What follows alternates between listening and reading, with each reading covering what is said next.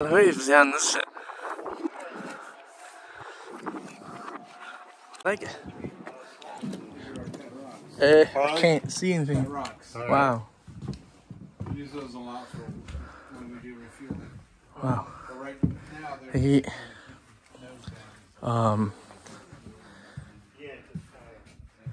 KC10 2원이다.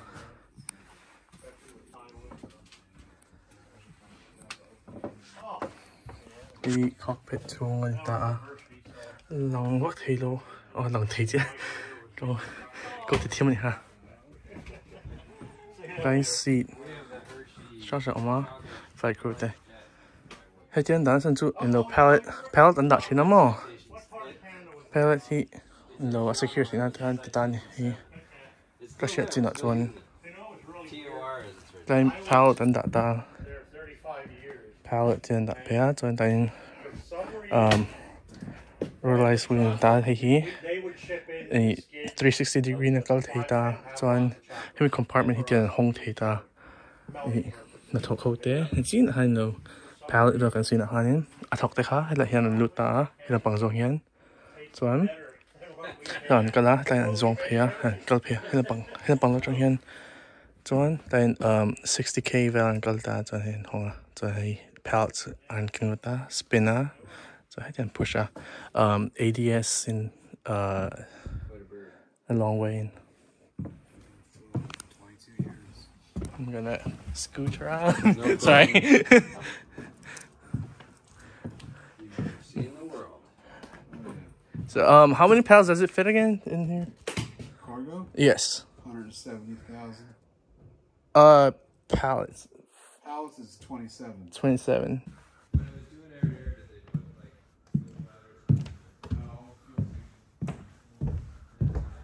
In the pallet he had another page in my head. I thought again. And what again? 3 cup me.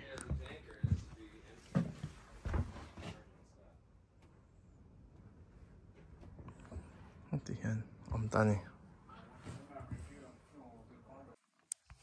I know he's so.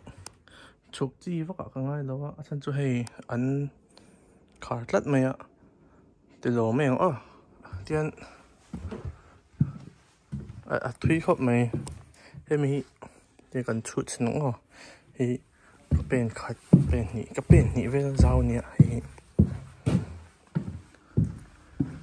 tiền bé sáng hành đã thì chân cargo này bốc cả cargo plane thì bốc cả chân refueling plane này bốc cả. So here là cargo ăn đã làm chú here là hiện ở lòng ta klein seat ở mà hemi hi anh nhá chọn cái mình net hi hemi net khan nhá chọn hemi cargo hậu hi cái cargo khan thế tập here cargo. Okay, it's time to go. Thank you, sir. It's nice. No, I'm cup my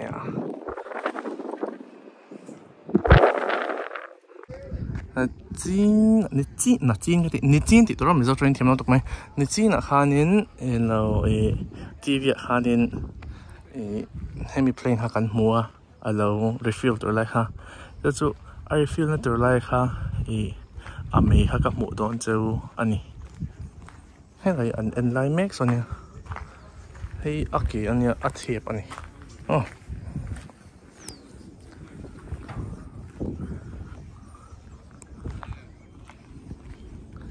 lai hi nia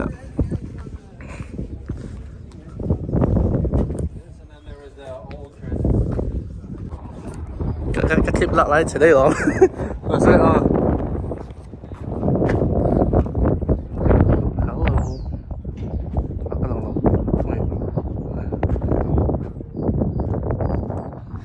فرتت ماي هيني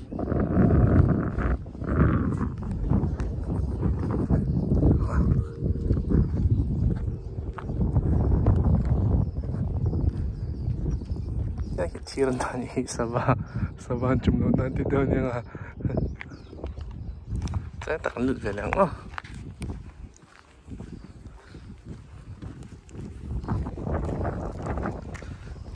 anh liền chắp bếp klem ya hi su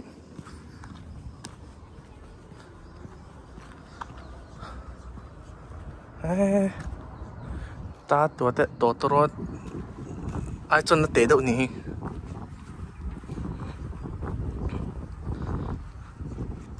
wow what is this oh dang it's pointy can I touch it nice boop Drop that behind you. I can just like walk. Yeah, easy. Look at this. Amazing. Miniman rocket. Watch the good. Wow. AC5 아니야? KC10 언제 가는 로 이 cargo plane 아니야? 저는 헤미히 ramp 장티야 아마 에뭐 농히 홍 vậy thì 뭐 tại motor bỏ lên này tại hiện 어떤 việc bốc hiện xem motor pakhat đã thế là nên khẩn lục bốc thì 뭐 저는 tại pallet bỏ đã thế lại hiện tại pallet đã thế hay cho nên flip thế này he미히 flip thế á thì hết chân cũng mẹตัวนี้cho hết chân mẹ cho hay chân flip thế hết lên lock nào mà hết chân cái chains bên đó cho nên khi hết chân anh nốt lại thì tại chúng ta thật thế chứ load master tên hay là change control tới vậy cả hết là hiện chuẩn hay control sang cái hay mi khởiตัวให้cho nên anh nghe nhàng until technical order ka an keng nge nga ya achmi tel wan khoi ni chonin enga thiam pon se an phal lo ni it's emergency exit an manga he pachen an he pachen hi an tivak lama se hi chu hong chun hong ma se refilling line an hong na sa zo ka an hong zin lo ni he pang che hi an hong china na tho hun line chonin hetian hei hetiang om song song hi hetiang om song song la hi a flip vek thế ni hay a flip thế á hay là hianin roller om baka hay tên pakhan roller om ani cái thì hian là hi chain an da thế á line chain tiền chain an da thế á emo device mà chain kha 25,000 pounds emo 10,000 pounds king thế á cho nên an net cái an strap kha CGU 1B 5,000 no 500 anh cái chuyện đó không bị khăn ta chú anh đây hiện nay net seven đã cho nên hiện nay không chỉ là hi 10,000 pounds chain anh nhá hemi a device này okay 25,000 pounds chain ta nằmตัวเนี้ยhemi chain số 10,000 nhị vàng nhá không nghe a 10,000 pounds device chu hemi hi a te zo khi so nin hemi alien zo khi chu a chain hi chu alien zo ka a cha zo boka hi lai chu hianin motor tam tak ada thia truck lian pui pa da thia 60k tonner loader pa da thia helicopter pa da he black hawk te pa da thi ni chuma chain control sang le boka yan helaya display an dang hianin do not touch until ang hianin hey imongin ama so this one an hong thea so at nung po ten hong thea hi 60k loader taner ka ti chunya chin na hang ka soi kha KC10 hanin asian luti ha ten pallet paruk alenga a season da chuanin pani an tung china chuanin a season da lo ero chuanin paruk alengani pallet hi 60,000 pounds king thea the two hit spotter tani hemi hian spotter spot ka ti hei choker nia transporter chu in lo I achunga sonin hemi plane chung hian dinga chuanin alo spotanga hemi hi driver kha atlan lu tanga section avak ding don ni spotter chok omna sai kham so mi block ter so mi block omna sonin okay so anda don ni chu an operation omdan chu ni a chuanin aircraft kha moi hianin tlan tlang hin phalmi lawa chan tam taka oma ma se a chan pakhat ka senga engine sei hmonga hemi engine yan pu hi hemi hian atai pal thei ani chun bak atla hianin fire extinguisher ten da so headline generator om bokani mo generator so headline zoom ta ni plane ti num nan khan mo plane in lo so headline hianin cargo plane kha hemi chu ka shil tu lo mo ma se kai passenger ho bungro ve kha anda na khan ya mo kai passenger ho bungro anda in chung hi om boka ma se so son chau na nia so la son la hian a chau tia in lo passenger hi an nei tu ngai lo ma se crew ho hi in chu hi nom china lai chan ve mong chan ve chen anoma ma se si chu a khat vek ani si chu ve vek ma se crew hin tam tu chona mo a tok chi in chuan a man pa hian kan en vele chuanin hianin a hon thia hei mo hi truck hi mangin hei truck lian tak ani mo mula chuan truck lian tak ani truck lian hi lilam hianin hian pati an leng te an tlan lut leng ma se an tlan lo pakhat te tin an da lut china hian spotter oma tlai spotter oma chuan hian a chunga chuan spotter pakhat om le don ni chuan headline clear khan lo check tu khatlain oma spotter oma hei an tai don em ti kha shem a chunga hian na a ke te khan tai don a moi the an tai ti te khan en chi ani chuanin hemi hi step hi an da chho de the bok ani chuan hei hi in lo age hon ta chuan parking area hi hetian oma chuan parking area hi driver's side hi pilot cockpit side an da block ta chu ani box what in park and pan I'm gonna do one lap and I'm coming out. Is that cool? I'm gonna do one lap and I'm coming out. Is there? Chuan hei pallet chu ania man motor mi te hei no mun da akala tura ni mo guide so aman lo chung swing ka mi lo chan pui ke tia chuan hei ni lo ta thau thina khania chuan hei pallet chu nia hei a sei zong ania hei chu a hlai zong ania a sei zong chu heti zong in spin khani menga hei box net strap box ania hei top net small net so hei 25,000 pound chain khania hei 25,000 pound device kha chuan hey 25,000 pounds 10,000 pounds 10,000 pound chains nuts too and those straps too on vaklan chuan oxygen shut off valve chuan kan chuk angai aman mo ta thank you sir All right, have a good day. you too. And here we go.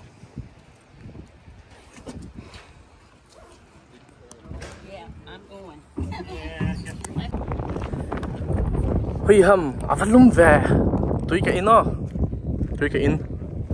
Thil po ka ye.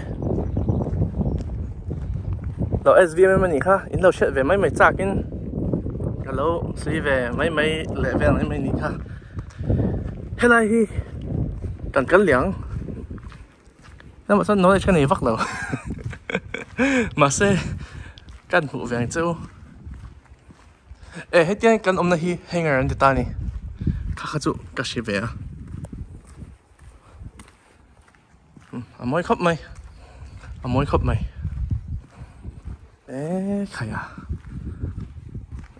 khaya bi khaya và tắm về thế mình hiện Mizoram kan ho zoit on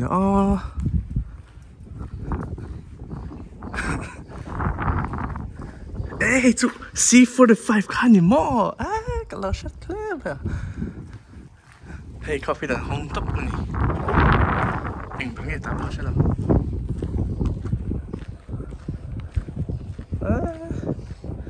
Kau cakap me vem tu.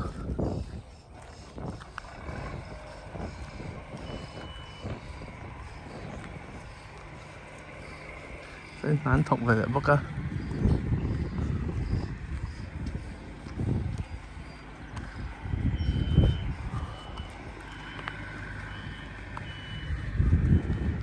Wow.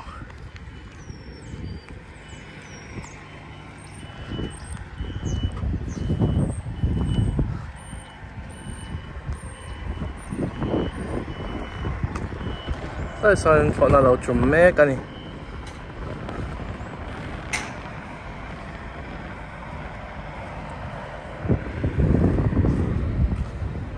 Maintenance ang tiya at lahihanin.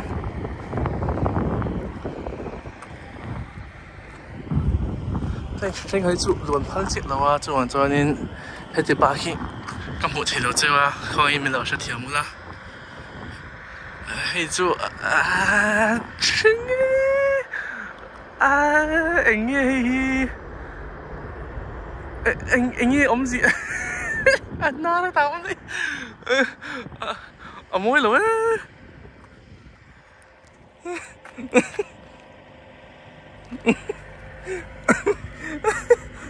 sáng thế ăn à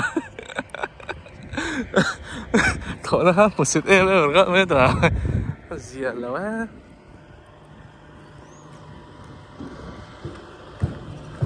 sao vậy khát thôi đến mùa đó han sao vậy thế thôi rồi rồi mấy số cái tiền lăng thì nó chụp vào trên Asir rồi cái vỏ đó này á in lâu sẽ thêm cái ô hi FMO cái sao đó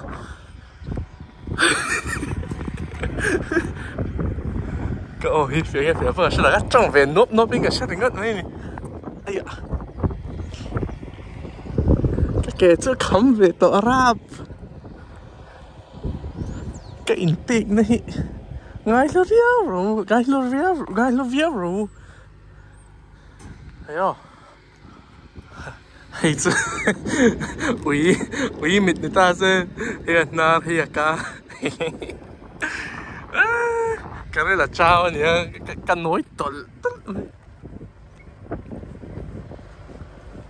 active runway chú là thằng thân lâu á chú vào chơi hết thì giống như cái lần này siêu giống như nó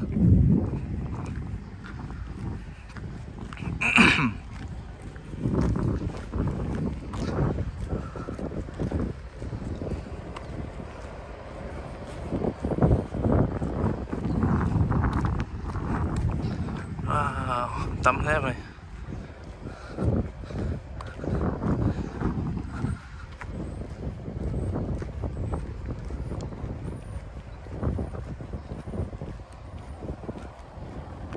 vlog ray rồi inti à ray le em hay xí ngồi hay rồi inti à mi ngay nằm luôn đi esa phải là chạy nó một tắc en hết bọn này thôi Fimora bố thì rồi maintenance anh thì hay chú fire jet nghe water pistol jet hay chú khát về sắc tao lắm à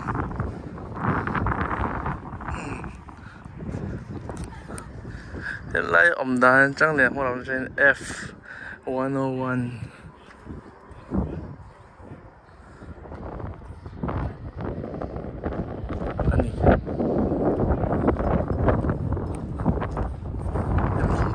chú thế là hiện volte sao không volte sao mi sao search radar những cái gì này chẳng chết đâu radar những mình看trên cái gì mi magic ball này mấy F anh nghe cái sao tại sao F106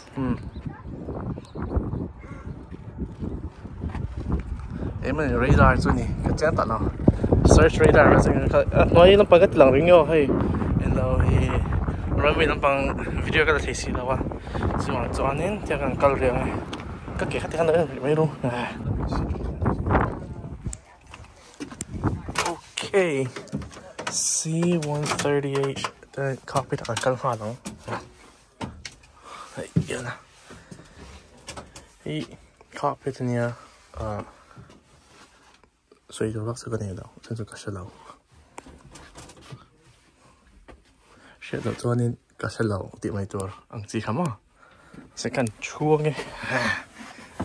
Introvelo. Oh, inte siya daw ka lang sa iso. Introvelo. Kachu.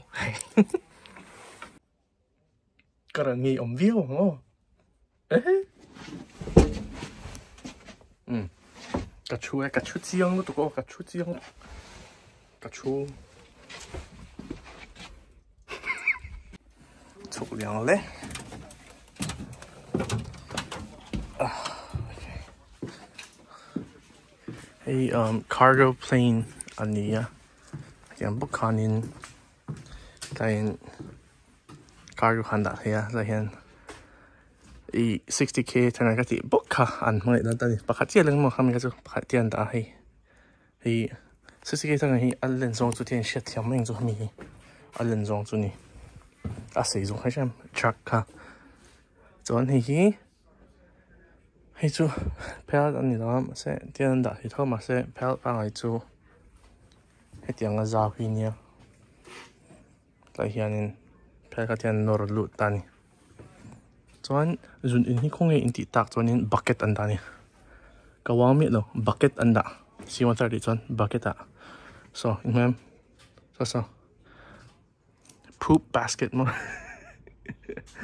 zun in pota chuan zung tap mo chuan in an chum huna khanin an pai top sen so lo SVM ani chuan tlai hian an thu thrina chuan medical evacuation medical te han pan chuanin he hianin dam lo ten da ta a hian dam lo ten da a hian C130 chu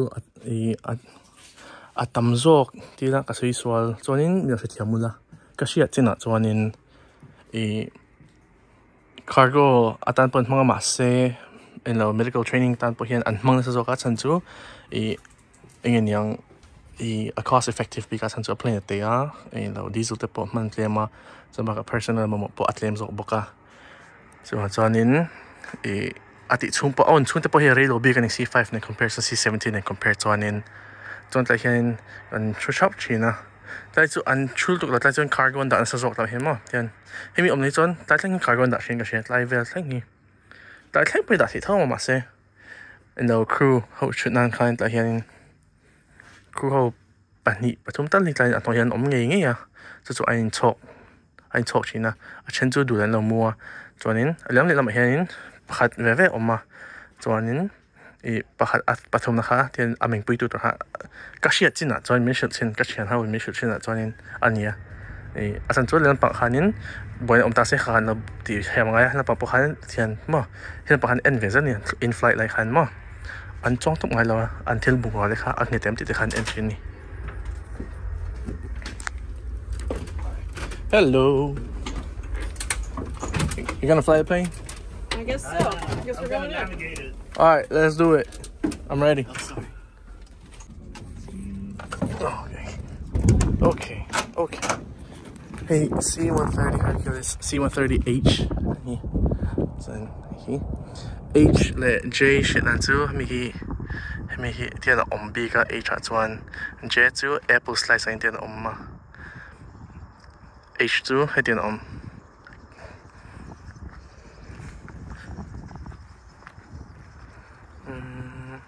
chu sun mai ka soi thian chun a zombie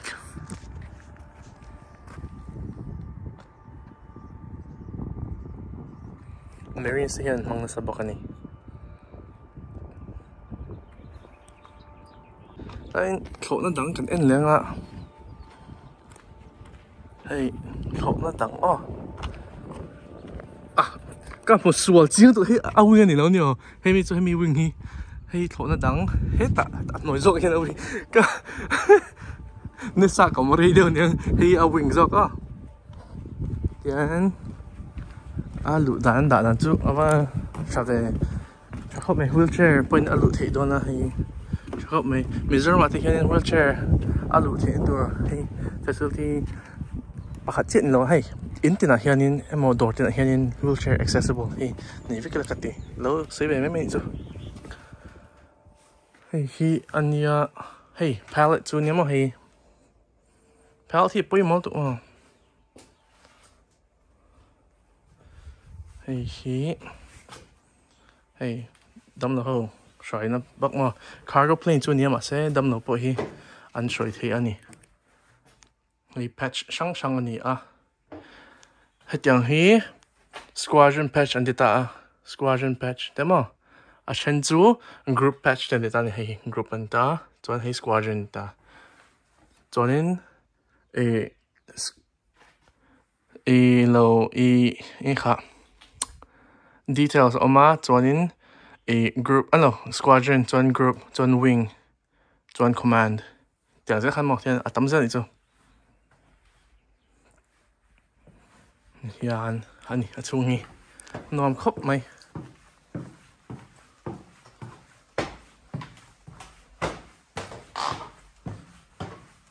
mi an tlem do chuan ka chong ring ve thi dawa than chu hei mi personal space ka za sak ve hi ngai ni hi cockpit tho ni achung chu ka te vak lo nga chan chu hei an da la chuan chuan ha kha ni mai a to mai ye kan ti ze lang kan chu ve lang e ngoi te kan chu ve lang e hei ka chu ka chu e ka chu e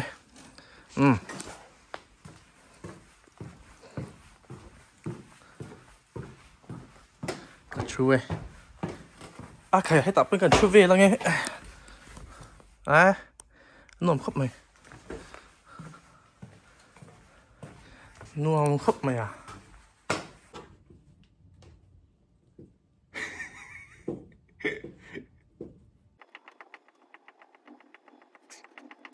cái push up lấy cái inlet lấy đủ ong in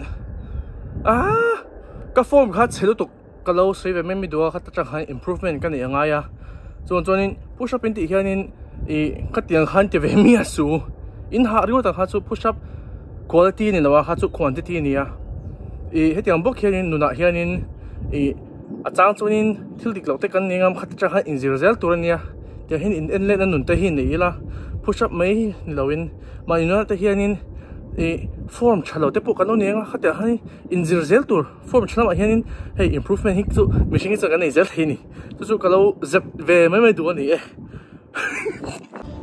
de chi na hanin kala the hin dei chu hei hi in low aircraft cargo size ania hey an compartment size mo hey an hlai zong kha hey hemi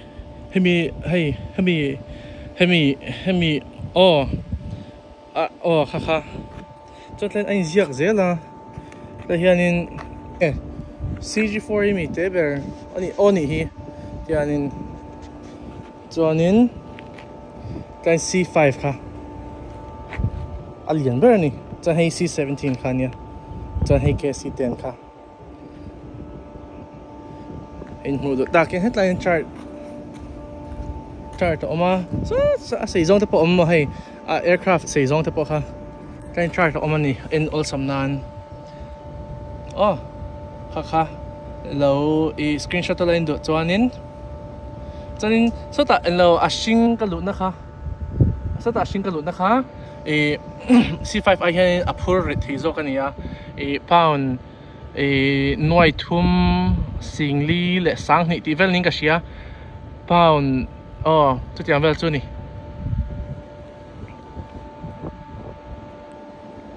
alle nge ari zong ka setlo ka in self check ka ton sedik lo ka sei kwat ron ti ka la tat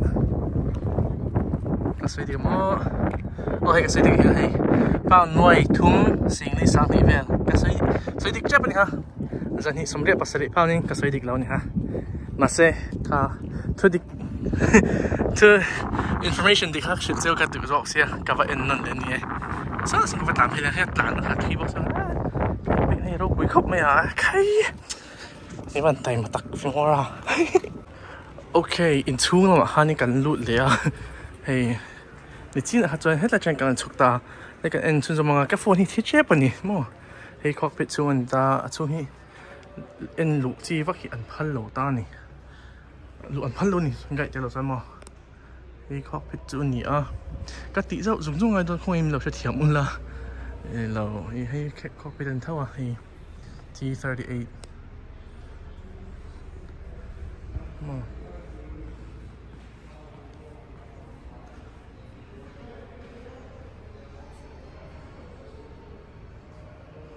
hey window view om da tu ra hai ta a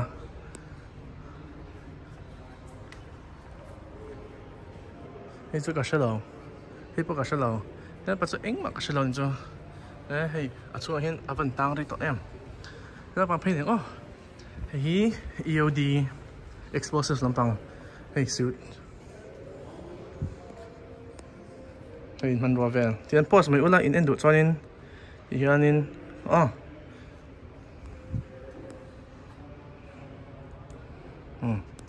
hianin battery hianin star om lawa ti top hian om hianin en lo I 5 level ani ta star chi om khon star kho an da be khon 7 level nia so hian wraith hi om bel chuanin 9 level ani lo so ve mai mai ani an hi engine len zong wow khat lo no mi lo man lo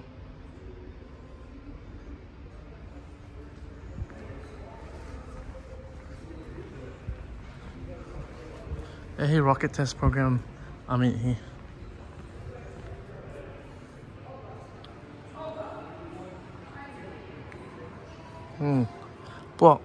bỏ về khóc bằng hả rồi hey MRE về nia rations về mà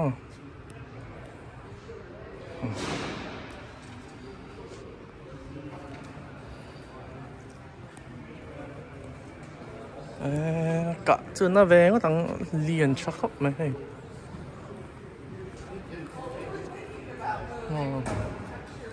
liền về khóc mày chú ngọ luôn phải là căn lụt tầng thì má là anh học sinh này thì anh đâu major rank anh nhá mi học mấy cái major rank anh nhá maple leaf anh nhá hey bronze medal anh ta có dog tag anh bốc á cho nên mi anh đâu I ha spotter han ta play nó lụt rồi hả mà cho nên hi anh đâu Air Force Academy uniform anh address boost anh cái gì chứ cho nên hi anh đâu cái ha Army Air Force mo hay Air Force tak tak ni ma khain Army chang khain Air Force ana ta Air Force Army ni lai mo ko rank lui khain ta ni ko chuan awan lo chiang we chuan hi tun lai an rank om dan to ma sen ni vek chuan lo ta ni ma tu la chuanin airman third class ko airman anias chuan airman second class ko A1C airman first class ania chuan 3 stripes ko senior airman nia staff sergeant ko chuan an kim chu adik chho vek tani hemi ti lo chu master sergeant hi hemi zok hin chin an ti dangam to dok mo chuan hei tuna me to sung chang chief master sergeant ko pathuma chuan to a anhoi pangan to a heta ka chuanin anhoya phorkania achunga pahni mo chuan hei tuna an englo chuan an uniform hi an thlak chiat lawa an thlak deuh chu hi a length le mo a clothes hei a material ten thlak ta mo ma se adan a om dan vel chu an la tinga ai vek ani hei flight cap an ti ta chuan hena ma phei lang a hei plane chu kan lu tang Good things we are, right. I was already taken by reconnaissance. Somehow they came up with kill. I don't know who did, but wow, this is nice. Now I just have to warn you, it's going to be steep and try and walk in those 3 black stripes. Yes, sir. So they still use tin flooring, huh? Yeah, well, I think it's cheap, though. I don't think it's tin. Oh, it's cheap now. So the cockpit is right here. Oh, it's tight in here. If you look right in front of the pilot on your left, you'll see a little pair of baby boots. Where at? In front of the pilot. You see him? Oh, I see him. Yeah. That's because this aircraft actually flew on D-Day in World War II. Oh. While the pilot was in England, his wife back in the States had a baby. He sent him a little pair of baby boots for good luck. Oh, so this plane actually flew on D-Day. Yeah, they actually jumped out. They jumped out of here into Saint Mary-Glise, France. Like this actual plane, this plane that I'm in right now. Correct. D-Day plane. And they actually sat, and those soldiers sat right here. You see that little kiosk out there? There's Yes. a little movie. It'll tell you about the two guys who actually jumped. They came back and visited us. What? And they were That's sitting sick. right there. And they actually jumped out of the Amazing. Look at this. I like how everyone's just preserving history and taking care of our culture and heritage. Yeah. This is amazing. Now look at the first aid kits. There's 4 of them. You see 3 of the exact same color. That's because every aircraft here has a crew chief who takes care of it. Now the crew chief can only get 3 of the first aid kits on eBay. That 4th kit, you see how it looks a little bit different? Because that's a modern first aid kit. They just paid to try and match the other one. I see. So Dang. that's why it looks so realistic. Yeah. Getting started or it's getting done? Just getting done. Just getting done. I got a group wants to come in. All Let me right. get out of your way then. I'm gonna get out of your way. Oh, watch out, watch out, watch out. I got you. No, look at, I got it. Yeah, there. I couldn't move my hand. You all right? Yeah. 这是我的话，然后對一頭，係咪？反正嘅，真係 base operations 呢。咁就錄落咩？阿 team 先嘛，錄 unpload 啲嘢，我哋得未？係錄 unpload 兩嘢，定係做乜？阿英落真冇錄落得未度嘅，係在。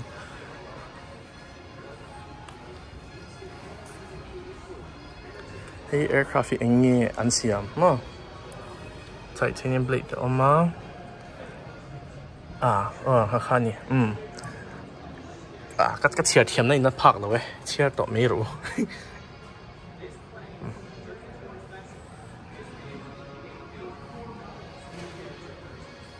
Nó bắt cái phone là thiết chết, tôi bóc xí mà mọi điều ngay.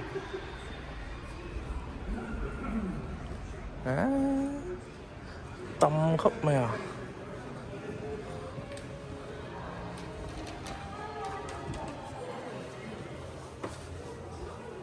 Wow, itu medical lampang ni hi. Tuan hi anh lâu transport lampang hi anh lâu aircraft and loot turan da nan tama. Aircraft and loot turan tail number tuan hi ETA 2 run estimated time of arrival niya, estimate time of departure niya, tuan hi spot and parking spot na tukan niya. Hot load andi tuanin boman kinga emo hi po hitin king tinan niya. Tuanin A1 ti vel chu spot vek thon ma. Chuan fuel angai em ti vel ma hai fuel angai do chuan dash an ta fuel exact ngai ti kha ta ta ni ma. Chuan hei weather ma wind and weather ha an sui ta chuan weather's forecast an da message ma tain shift ma sa khan ti an da ta shift ma sa khan ti message kan da ni an mu lo pak ta khanin chuan ti khanin an nu chian ni. Chuan Fimora picture kan da chan. Shutiaman? Shutiam bro? Yung coin mo. Aircraft ka. Milong ay na niya. Hito ka siya. Kala no pang ito ka.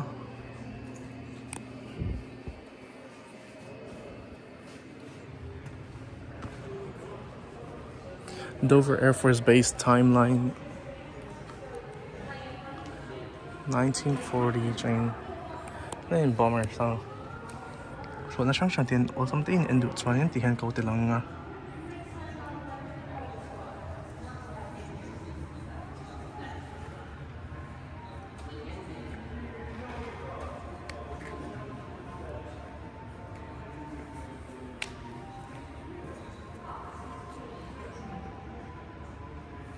And cargo place.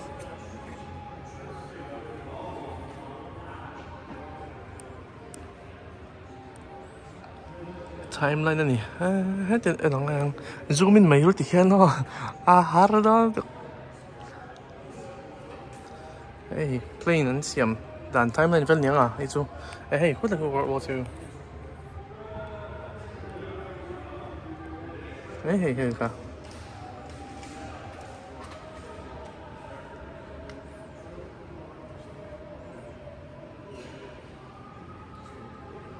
C5 nó hi to si hin la mang ren tun la tling share C5 hin al mang char jan mang ri ber C17 chula tharni bắt nói về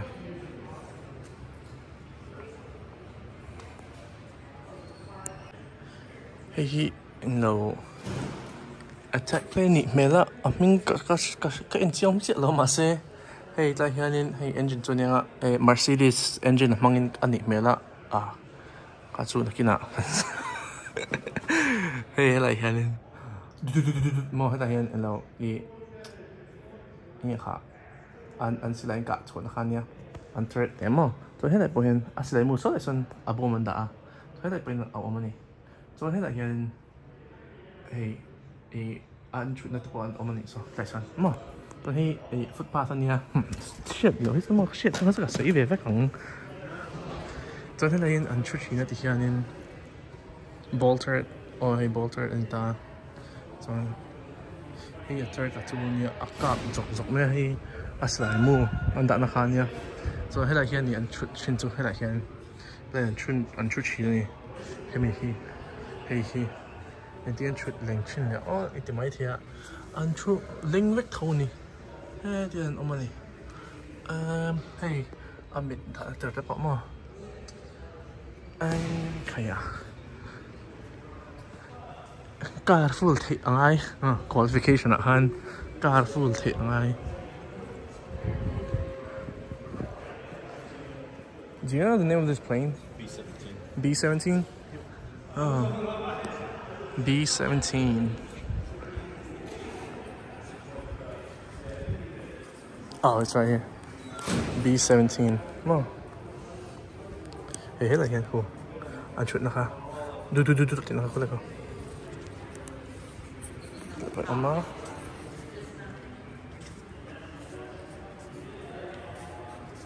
Engine hoài về oil change harang matang an ke no hemi Thlawhna ke len jo hin te hai machine Fimora thum le chan vel niang hey no rescue helicopter ania a ma chang approach jo ni hatiang he chu hey chan chu a blade hianin rescue na lamahan as tai chim bit vek mai hey chu ET mo extraterrestrial mandon imela so mo sit down ti churo mo thun oi khop mai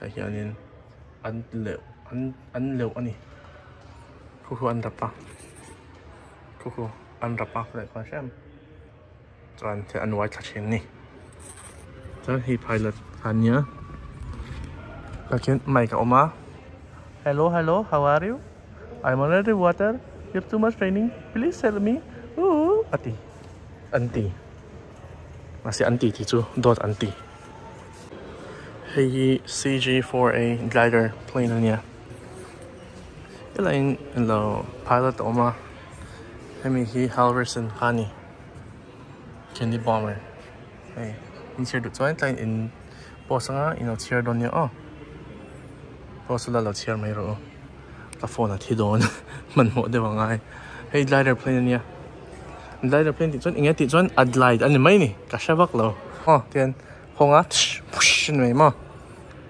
ever ready ma so hi coins ani challenge coins and ni hemi hi cultural heritage tam taka holda hemi hi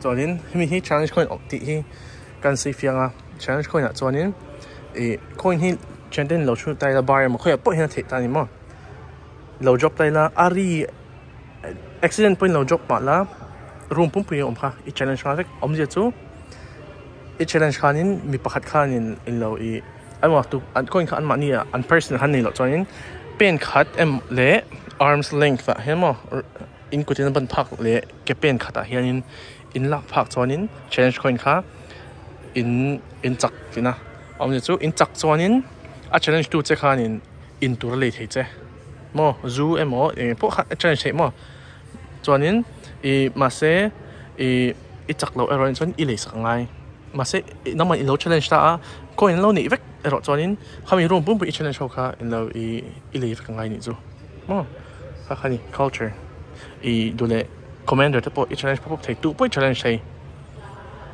chu military hi in lo I military civilians te po challenge vek thei no SVMM do lo Google ro challenge coin mo coin challenge ti in lo Google la cho Thlawhna om vek ani thing a siam ani thing a siam ai ti hian glider chu oma ai ti hianin ama chang chuan hei hi he ten chawa hei motor ten transport in he wong hei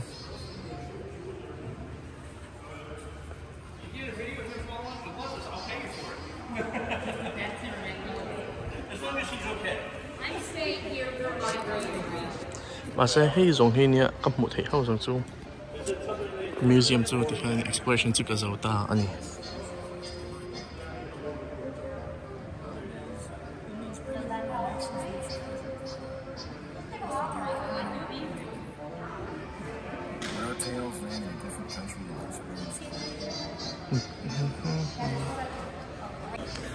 cái số mấy đấy chú hay gate guard nha hay military police MP anh tia sẽ tự chuan in lo MP chu ni thoma se Air Force at chuanin security forces an tia army at chuanin MP an la tia chu in lo military police an tia ni ti hianin gate duty an ding top zela ID ten checka chuanin ti han an chu top a mai chu ma lai ni to chuanin an dang to ni chuan car chu ka mga ka sui mai te ka current report ang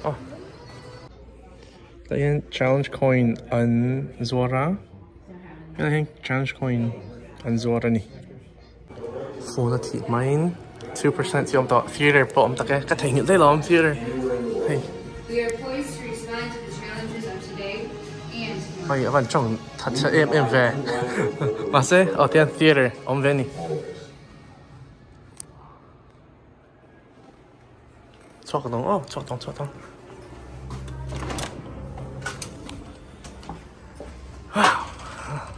Vậy chứ cho cái khóc mà in ổng lên hết bao chắc không ta. Hello guys, in cái thằng chị cái phone bút charge ra tôi hiện 19% về cái này à, thì hiện mà sẽ cái gì đụng hạt su.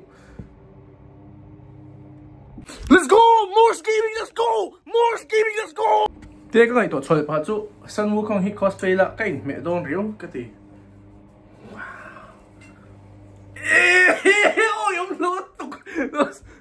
Okay, kasi ito kasi may taktakin na ilaw voy na kanin retiree ho anni na kanin kakana kanin AMC Museum ang takatahan retirees ho anni sina retirement ceremony anni sini so na military tradition hianin kumsomni atra kumsomni item in law military service petan hianin retirement hi an pension ni kumsomni no hianin chuan kami khanin procession nei ta khata khanin honor guard an galni base honor guard khata khanin mi pali khan oma rifle frontly rifle khan omta chuanin no khanin US flag anu khanin Air Force flag anu ber khanin lo rear rifle lo minga theng to chuanin heta khan an uniform khan thak to ni kha chuanin khamite po khanin chhiat tho na te hianin casket te military casket te kha an kenga an zone choka Thlawhna changten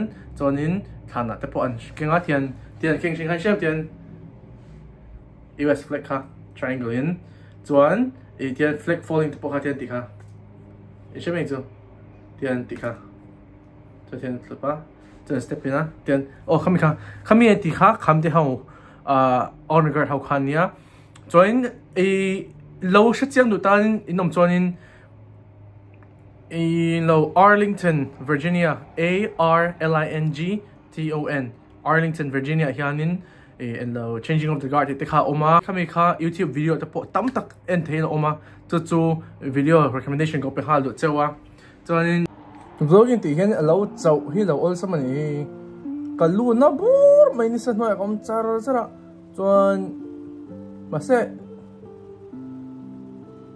anh nom về ang reng mà sẽ giặc lậu thấy đâu ngay thì anh tiêm mi tiêm thì thấy là mi mà camera tiêm lắc vắc vắc lúc sau các bạn sang về mi mà anh tiêm camera tiêm lắc vắc anh tiêm in văn ngắm public em cái sunscreen là cái gì các bạn ạ sunscreen mang được tu hít in này em SVMM sunscreen mà tí ring ngay một cái hi xem chân chú riêng cái thua mai cái phía tùy đại tùy vô tin cho chua hạt bớt mà outside bốn làm cover cái vlog na video te in lâu in vang in cái lô me cho nên he video hi array le me ya in lâu alak chung array boka video po hi array boka ít là tối thế em anh tia mà sẽ thì hiện gặp mấy câu thì làm về tổ đó nó in phát em đang rồi hắn cái thì làm lâu á chú mà cho câu làm về đủ tổ camera nó có làm về sang lỗ mà chú